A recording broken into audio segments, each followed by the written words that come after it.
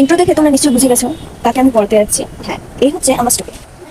ও পড়বে না বলে, ওকে আমি বকেছি বলে, ভূতুর দেখে ও একটু ভয় পায় বলে ভূতুরকে ফোন করবো, তাই ও আমাকে ভয় দেখাচ্ছে যে ওর বাবাকেও ফোন করবে। তো যাই হোক, এই বলে একটুও তো পড়াশোনা করছে না, সমানে বদমাইশি করছে, বই ছিটছে, খাতায় জেম চাচ্ছে, কি করে পড়তে বসানো যায় সেই চিন্তা আমি করছিলাম।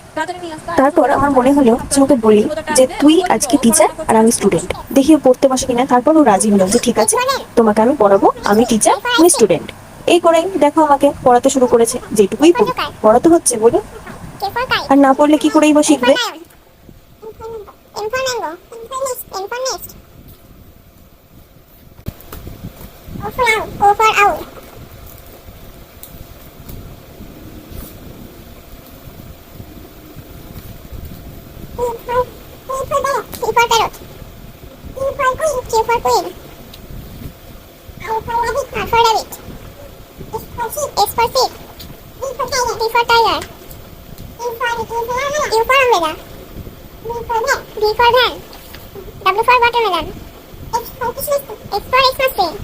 যাই হোক, এই করে ইংরেজি বইটা ওর পড়া হলো।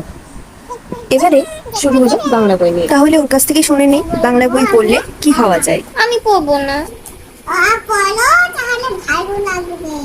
তাহলে তুমি অফিসার হতে পারবে, স্যার হতে পারবে, সবাইকে পড়াবে। কি? স্যার হতে পারবে, সবাইকে পড়াবে। বলো অ, অ, তারপরে আ, আ, তারপরে হর্ষই, হর্ষই, দীর্ঘই, দীর্ঘই, জলে জলে বলো, দীর্ঘই, জলে জলে, দীর্ঘই। ব্যাপারটা হচ্ছে আমি ওকে পড়ানোর সময় বলি জোরে জোরে বলো, তাই ও আমাকে পড়ানোর সময় একই কথাই বলছে। দীর্ঘ, দীর্ঘ, রি, রি, এ, এ, ও, ওই, ওই, ও, ও, ও, ও, বলো লি, রি, এ, এ, অ, আ, আ, সই, দীর্ঘই, দীর্ঘই। নিজেই ভুল বলার পরে কিছুক্ষণ বাদেই আবার ঠিকটা বলছে। এর থেকে বোঝা যাচ্ছে ও বাংলা বর্ণগুলো কিছুটা হলেও রপ্ত করতে পেরেছে।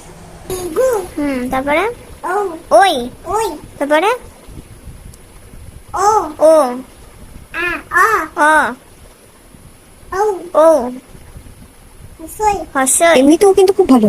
ওর যখন মনে হবে আমি পড়াশোনা করব, তখন ও কিন্তু খুব সুন্দর করে পড়াশোনা করে নেবে।